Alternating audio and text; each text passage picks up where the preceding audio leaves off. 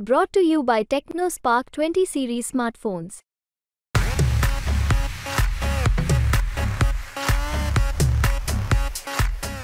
महाराष्ट्रामध्ये लोकसभेच्या दुसऱ्या टप्प्याचं मतदान झालेलं आहे। आता तिसऱ्या टप्प्यासाठी प्रचार सभा सुरू आहेत राजकीय पक्षांकडून। मतदानाची सुद्धा दुसरीकडे तयारी सुरू आहे। माढा आणि अन्य काही लोकसभेच्या जागांवरती भाजपची अडचण होत असल्याचं आपल्याला पाहायला मिळतं।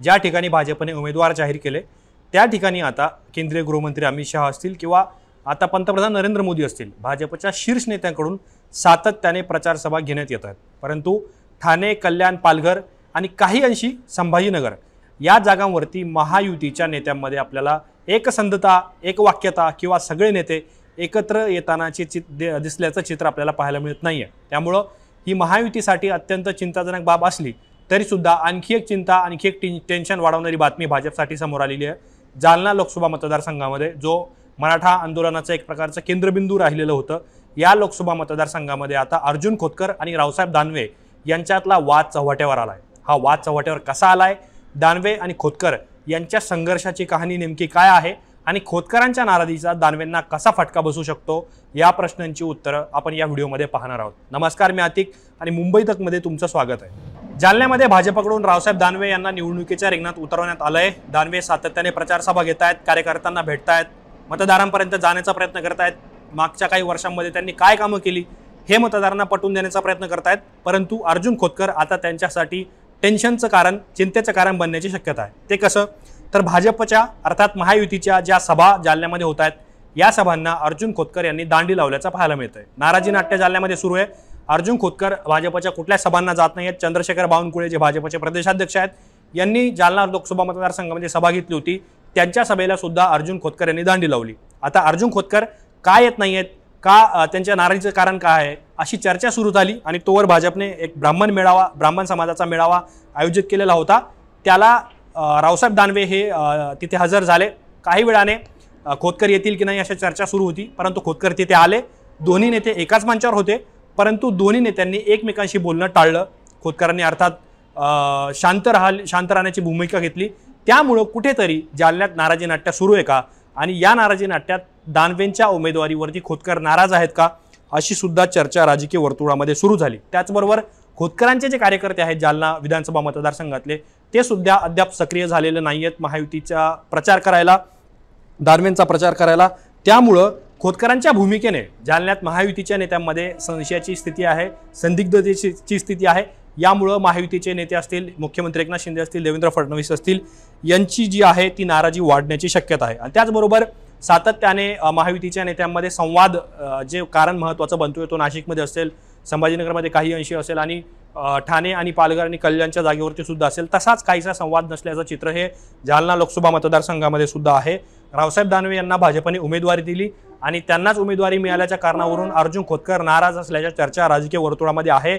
जालन्यातील स्थानिक पत्रकार सुद्धा या वृत्ताला दुजोरा देत आहेत। 6व्यांदा भाजपने त्यांना उमेदवारी दिली, त्यामुळे दुसऱ्या नेत्यांना स्थान मिळणार आहे की नाही, दुसऱ्या नेत्यांना संधी मिळणार आहे की नाही, त्यांनी खासदारकीच्या माध्यमातून, मंत्रीपदाच्या माध्यमातून पैसा जमावला आहे असा काहीसा सूर जो आहे खोतकर यांच्या कार्यकर्त्यांचा आहे, समर्थकांचा आहे।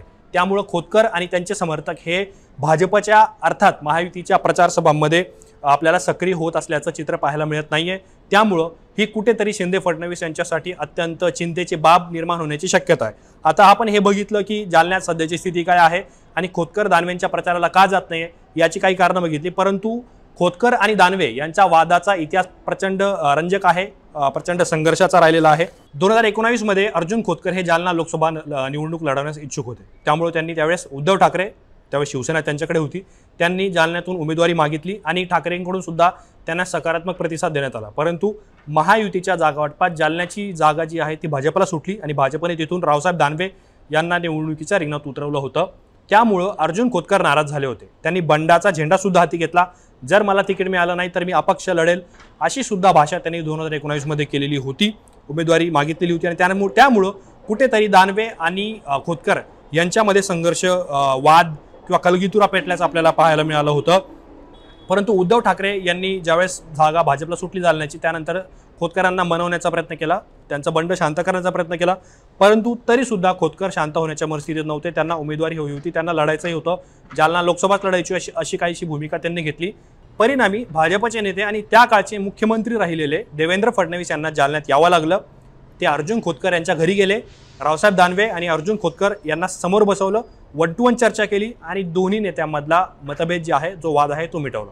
हे सूत्र कसं ठरलं होतं तर लोकसभेला रावसाहेब दानवे आणि जालन्यातल्या विधानसभेला अर्जुन खोतकर असं सूत्र देवेंद्र फडणवीस यांनी ठरवून दिलं आणि त्यानंतर दोन्ही नेत्यांमधला वाद जो आहे तो आपल्याला मिटल्याचं पाहायला मिळालं. आता साधारणतः या घटनेला जवळपास 4.5 वर्ष झालेली आहेत, 5 वर्ष झालेली आहेत. आता लोकसभेची निवडणूक लागलेली आहे आणि हाच वाद, त्याच कारणावरचा वाद पुन्हा एकदा आपल्याला समोर आल्याचं पाहायला मिळत आहे. जालना लोकसभेला आम्ही दानवेंना मदत केली, परंतु जालना विधानसभेसाठी दानवेंच्या समर्थकांनी कैलास गोरंट्याल ज्या काँग्रेसच्या तिकिटावरती निवडून आले त्यांना मदत केल्याचा आरोप खोतकरांच्या समर्थकांनी केला होता. त्याचबरोबर 6व्यांदा त्यांना उमेदवारी मिळाली आहे, दुसऱ्यांना संधी मिळणार की नाही, त्यांनी सत्तेच्या माध्यमातून मोठ्या प्रमाणात पैसा कमावलाय असा सुद्धा आरोप समर्थकांनी केला आणि खुद्द अर्जुन खोतकर यांनी सुद्धा अनेक वेळा केलेला आहे.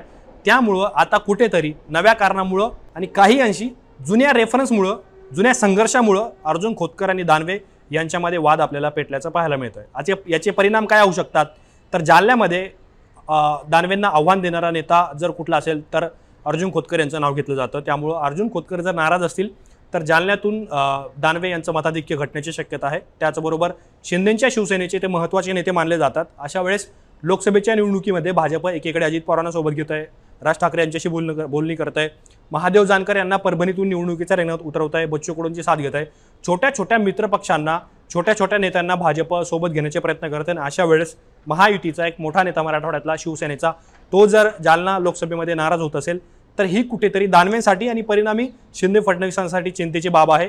यावर सुद्धा दानवेंचा विजय किती मोठा होणार, त्यांना किती मताधिक्य मिळणार, किंवा फुलंब्रीचे माजी आमदार कल्याण काळे यांना काँग्रेसने निवडणुकीच्या रिंगणात उतरवलंय, त्यांना किती मतं मिळणार, ते विजय होणार का, या सगळ्या प्रश्नांचं जे मूळ उत्तर आहे ते अर्जुन खोतकर यांच्या भूमिकेमध्ये आहे. त्यामुळं आगामी काळात अर्जुन खोतकर नेमकी काय भूमिका घेणार, कुणाला पाठिंबा देणार, कुणाला छुपा पाठिंबा देणार आणि कुणाला उघड पाठिंबा देणार, यावर सुद्धा जालना लोकसभा निवडणुकीचं गणित, विजयाचं गणित हे अवलंबून असणार आहे.